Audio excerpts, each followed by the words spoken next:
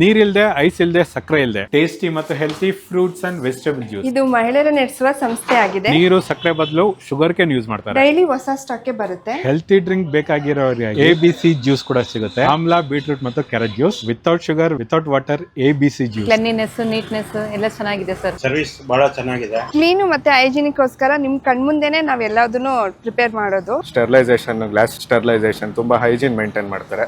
85 degree hot water ಅಲ್ಲಿ wash ಆಗುತ್ತೆ.